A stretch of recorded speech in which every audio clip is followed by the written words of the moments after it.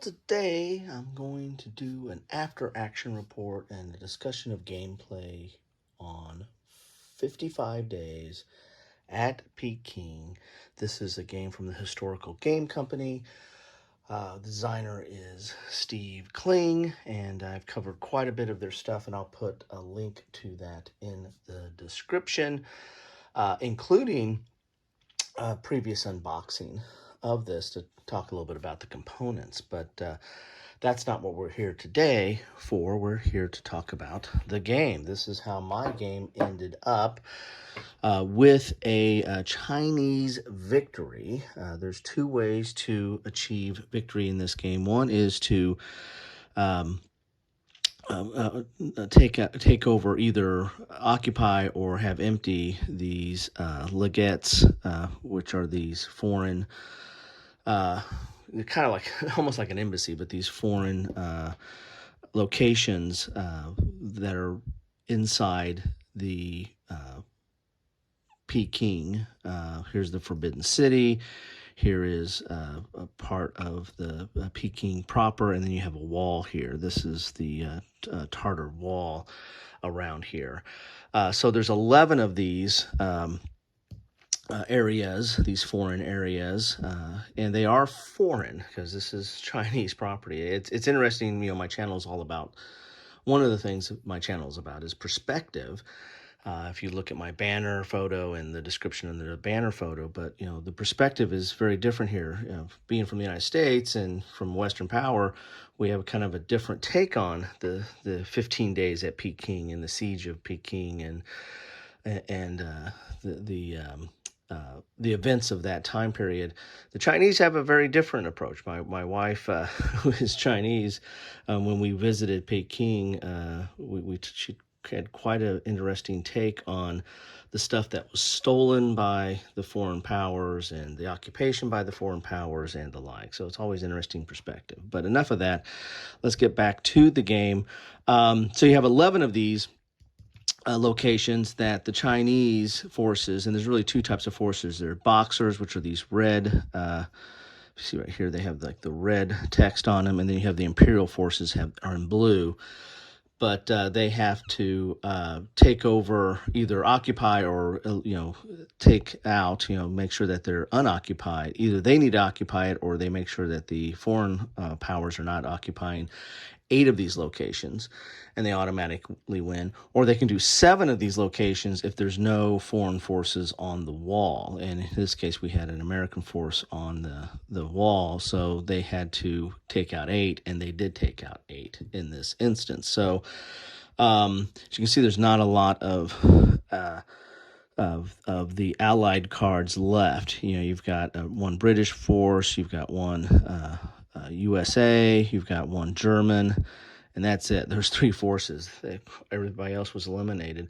There's a lot of boxers that were eliminated as well, and some imperial. However, there are cards there's some cards that bring allies back, but most of the cards that bring people back from the eliminated pool are in the Chinese cards. So let's talk about that. How is gameplay done in this? Well, you're going to have this deck of cards here. Each side has a deck of 10 cards, and you're going to flip a card over on its turn, and it's going to tell you who can move. So that you can move 4 allied units, who can attack 2 allied units, and if there's any special powers. This one happened to have no special powers, which didn't really help out the allies at the very end there. Here, and this one is very indicative of the difference in abilities of the two sides. The Chinese can move 8 and attack with 7. They're going to be moving more forces and attacking with more forces. And this special power is that they can rally at the start of the turn, even if they're in an enemy zone of control. So at the beginning of your turn, you're going to flip over a card. When it's your side, you're going to move those number of units. You're going to attack with those number of units, and you're going to apply any special powers. A lot of times the special powers are modifiers, like +1 or +2 to attack, or maybe a modifier to a combined attack, or the like. And then it's the other side's turn. Now, moving is just straight up moving. Each of these units have some movement points. That's that third column here. Attack is that first number, so the 2 attack, and then the number in the subscript, which is a 1, that looks kind of like a 7. Wish it was a 7. I guess the Chinese didn't need it though. It was that's a 1, and that's this range, and then you have 5 as this defense value. And so when you do an attack, you're going to take your attack value, roll a die, add the die number to the attack value, and check that versus the defender. And if it's 1 over the defender, if it's equal, nothing happens, or if it's less. And if it's 1 over the defender, then it becomes disordered. And if it's 2 over the defender, then it becomes eliminated. Okay, so that's kind of how that works. You can do combined attacks, and then you get +1 for for combining someone with the attack. So combat is relatively simple. And there you have the game. Now, part of the strategy of this game is kind of interesting. The allies really don't have as much movement, but you really don't need to do a lot of movement. You're trying to hold these positions out, and not all of them even start with a foreign power on them. You've got 11, but I think there's only maybe 8 or 9 foreign powers represent. What we got here? 1, 2, 3, 4, 5, 6, 7, 8. You got 8 foreign powers represented. So there's 3 of these that start off with nobody protecting it. So you need to kind of move to that, and that's about as much movement as you're going to want to do, because you're trying to hold a defensive posture. You got to hold all 8 of these, hold at least 8 of these until turn 24, and that's how this thing goes. It's going to start off with the Allied turn, and then the Chinese turn. And we got to turn 13 here, and when you run out, as I said, there's only 10 cards. When you run out of cards, you reshuffle these, and then start anew, and just keep going until you get to a victory condition, or you get to turn 24. If you get to turn 24, the Allies win. If the Chinese have not secured the requisite number of locations. There are some cards in here, when they come up the first time, they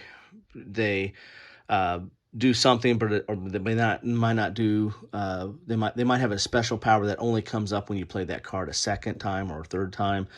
That's kind of a consistent thing with this system. And I say it's kind of a system because all the historical game company games that I've played all have this same system with the cards and the move and the attack and the special abilities.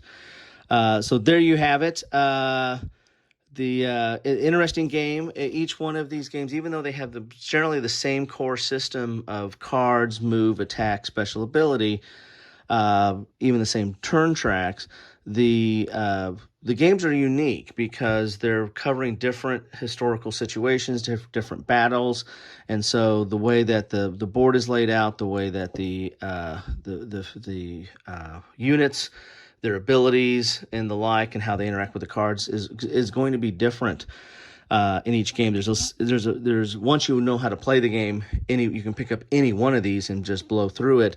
But it's the devil's in the details, because it's all the different strategies. So not moving at all for the first few turns turned out to be not a great strategy. We only got to turn 13. Maybe there's a little bit of movement you can do to try to stave off some attacks, but it's really kind of tough. The Imperial's troops don't start off on the board. They come in through a card, and so you don't know when that's going to happen. And they're all going to come through the Forbidden City, and there's also going to be some cards that put the Boxers back on the board through the Forbidden City. Other cards put them next to a unit that's not disordered and not in the zone of control. You can place them units back there. But anyway, I've talked in the previous videos about what I think about the quality. I think everything's really good. It's sourced by Blue Panther. I really do like the maps. These are these kind of canvas boards that are really nice.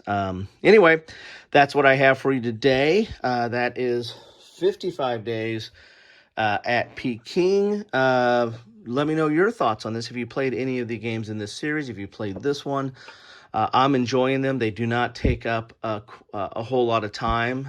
You can grab a friend, crack open this box, set it up and play it in, with some thinking and stuff. I mean, it's going to take, it could take an hour. It could take over an hour if you get pretty far into it. But my games have taken, now that you know the rules, they can take under an hour, and that's going at a pretty good pace. But that's also, enjoying the game and applying your strategies. So anyway, that's what I have for you today. Thank you so much for stopping by, and appreciate any comments you might have on it.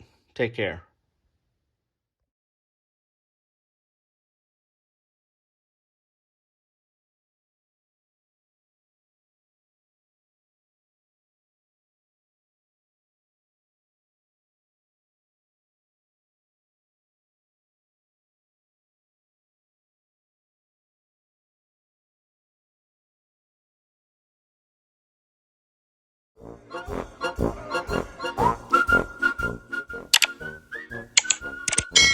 Thanks for watching.